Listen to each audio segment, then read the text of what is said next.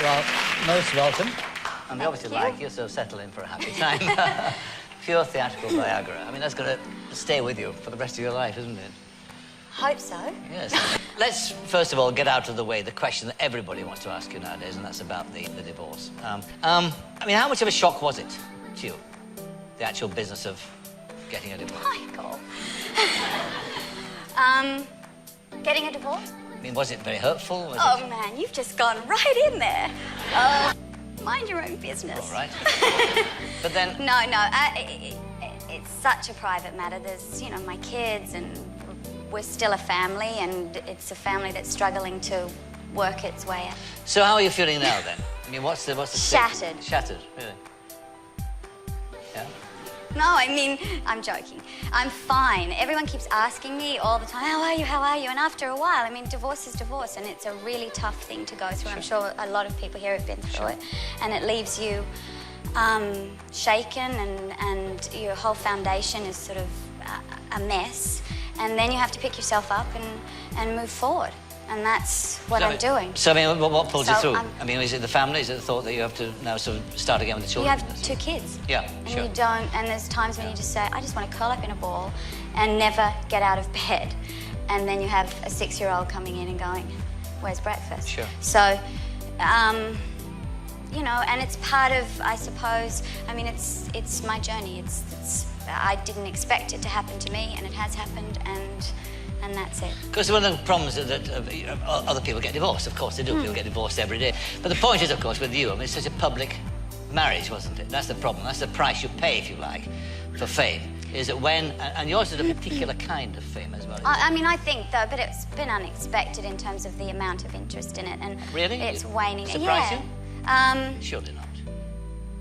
Yeah, a bit. I mean, this year for me has been such a strange year because artistically it's been a wonderful year in terms of I've had Moulin Rouge come out and the others, and films that I worked so hard on that I'm really proud of and that I love. And then I've had my whole personal life sort of dragged through the gutter, so to speak, and it's kind of like everything's come at once, and I'm just going, gosh, this is overwhelming. But I've got a mother and a father who are so together, thank God, and a sister who's like my twin, and friends that have stuck by me through thick and thin, and that's what you need in life. And I think that's how, you know, I'm 34 and I sit here and I say, wow, through the course of my life, I've established some deep, strong friendships that are now, you know, there for me. What you rely on. Yeah. Yeah, you missed out on the most important part. What? You're an Aussie. Yeah, I'm an Aussie. I mean, I think when you're Australian, you have a certain, you know... Well, you're not a Hollywood person, are you? I mean, you're not... Well, I have a place to escape to. I have my perspective on the world, and that comes from being Australian. But given the kind of public recognition that was involved in you and Tom Cruise, just tell us exactly what happened when you went to Rome. Oh, what do you mean? Like when we would... No. I mean, there's something, I suppose... This is an unusual life. I spent 11 years with him, and there's something strangely romantic about being very well known and being together, which people, I suppose, don't understand, because you're in a fishbowl and all of those things, but you also only have each other, because nobody else really understands. So you sort of really have this kind of little cocoon bubble that you exist in together, and that's quite romantic. I mean, I'm a romantic, so I love, you know, anything. But yeah, our life would be, we would go to Rome, and the things that you give up when you're well known, sometimes you can't. I mean, I really push through this stuff, but for him, you know, he wouldn't want to walk down the street during the daytime, or couldn't walk down the street during the daytime because of people coming up or whatever. So we would see cities at night. We'd sort of break out of the hotel room and run around at 3 a.m. in the morning and just do it that way. And run around the Colosseum? Yeah, we broke into the Colosseum. Climbed the fences and broke in, which was quite... But it's a way of dealing with being really well-known, but still being able to see a city like Rome. And I'd actually lived in Rome, so I knew it quite well, but he'd never been there, and I wanted him to see it, so we saw it by moonlight. Wonderful. Oh, romantic. But I love chillers, and this is not not some slash or a movie like that. It's a psychological thriller, beautifully done. You must be happy with it when you watch it. Yeah, I went to Madrid to make it, so I got to see Spain, which was really fun. Yeah.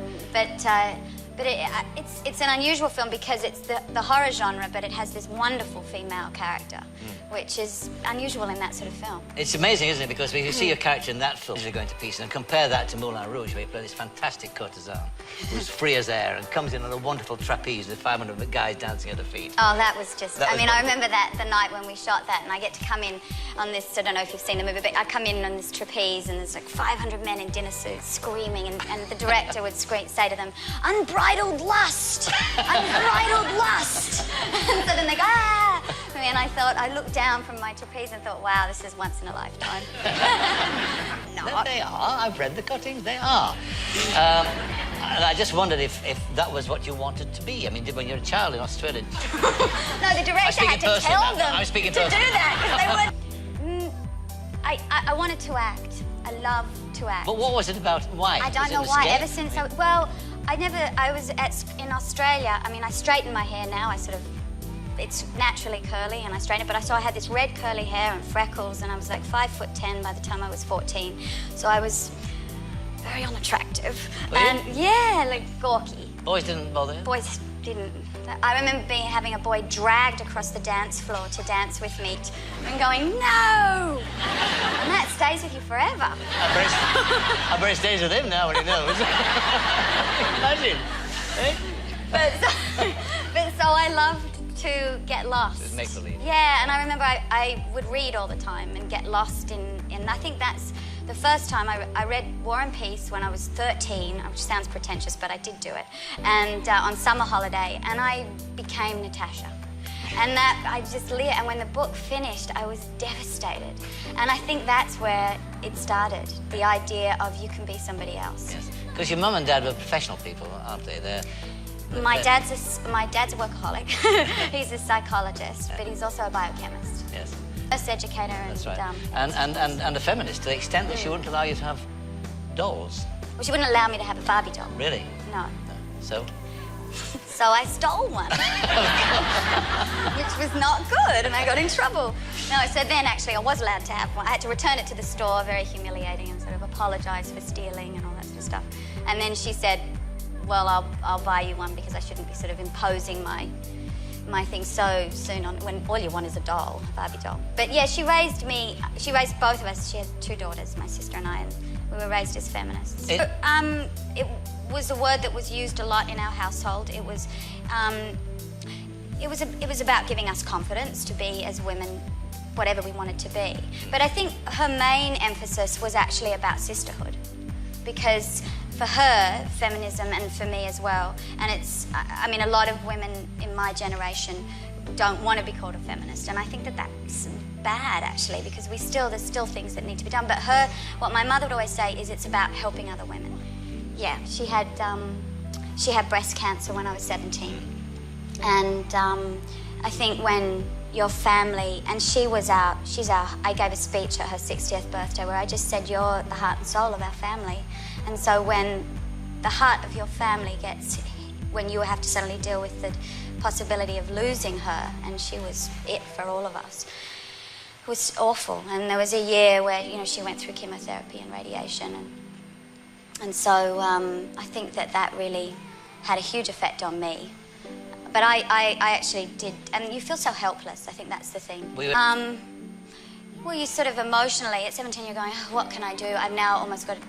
I've got to be there for her, and I can't be the one to break. And I actually did a massage course. I'm a very good masseuse. I know, because but I mean, I did it for my mother, because with the radiation, when you have it, the muscles all seize up in the back and everything, and so it was a small way in which I could help her, and it actually bonded us, because every day I would just, lie her out on the bed or something and massage her. And what's the family feel now about your extraordinary success. I mean, Moulin Rouge was made in Australia, of course, at Fox Studios there. That's my mother's favourite movie. Is it? Yeah, I still do. Does she associate with do it? everything to please her. Do you? Yeah. So when she says it's good, oh, it's good. What hasn't she liked? What hasn't she liked? She fell asleep in To Die For. Did she? Oh, I like To Die For. Oh, thank you. Yeah, what did you think Still doesn't about- mean anything because she didn't like What it. do you think about... Enjoyed it. Yeah. She's tough. She saw the blue room and went, That's that all. was it. I And then I enjoy- had 6 months to keep doing the show. But she loved Moulin Rouge. Yeah. Well, And my dad Yeah. loved the others. So I've had a good year with them. You have, you've had a very good year indeed, yeah. Just one final point. We've got to get Cruella Devine on first of all. I'm a bit scared of her. You've been scared, are you? Not half as scared as I am, a dominatrix. So, I mean, you're going to get married again, are you? Not tomorrow. You're married. I mean, but that's what you want to be. It's not put you off marriage for life. This is Oh, no. I'd love to get married again. You would. All right.